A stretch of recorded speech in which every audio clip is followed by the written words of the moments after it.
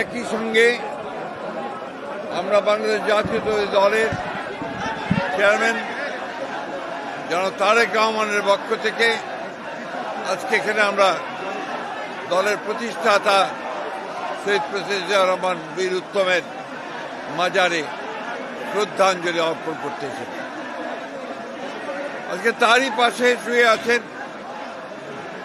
আমাদের আর একজন ক্ষণজন্মা অপরাজেয় নেত্রী, মহিষী নেত্রী, যিনি তার সারাটা জীবন বাংলাদেশের গণতন্ত্র, স্বাধীনতা ও সার্বভৌমত্বের জন্য লড়াই করে তার জীবন উৎসর্গ করেছেন। শহীদ প্রেসিডেন্ট জিয়া রহমান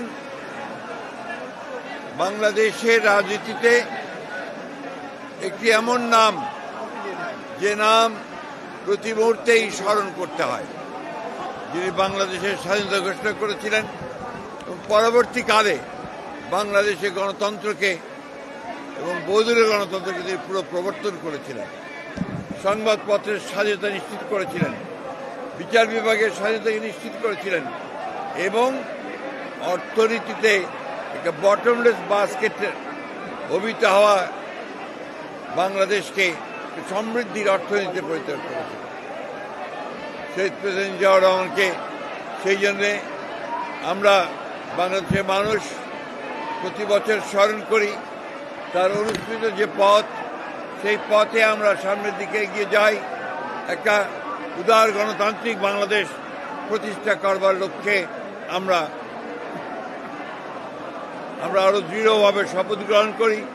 এবং আজকে যখন ফেব্রুয়ারি মাসে 12 তারিখে নির্বাচন ঘোষিত হয়েছে, একটি ছাত্র গণতার অভ্যুত্থানের মধ্য দিয়ে যখন ফ্যাসিস্ট হাসিনা পালিয়ে গেছে, তখন আবার নতুন করে একটা ধ্বংসপ্রাপ্ত অর্থনীতির বাংলাদেশকে গড়ে তোলার জন্য, গণতন্ত্রকে প্রাতিষ্ঠানিক রূপ দেওয়ার জন্য আমরা আজকে এখানে শপথ নিয়েছি। এবং এই শপথের মধ্য দিয়ে বাংলাদেশ জাতীয়তাবাদী দল এবং সমস্ত অঙ্গ সংগঠন বাংলাদেশে শহীদ জিয়ার যে আদর্শ, সে আদর্শকে এখানে বাস্তবায়িত করবে, এই শপথ আমরা আজকে এখানে নিয়েছি। আমরা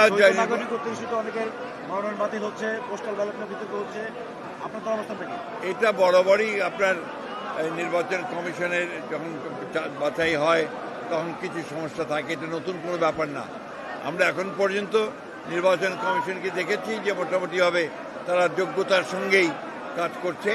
আমাদের যে সমস্যাগুলো একটা আমরা মনে করেছি, সেগুলো আমরা গতকাল তার সামনে তুলে ধরেছি এবং আমরা বিশ্বাস করি যে নির্বাচন কমিশন যোগ্যতার সঙ্গেই এই নির্বাচন পরিচালনা করতে সক্ষম হবে।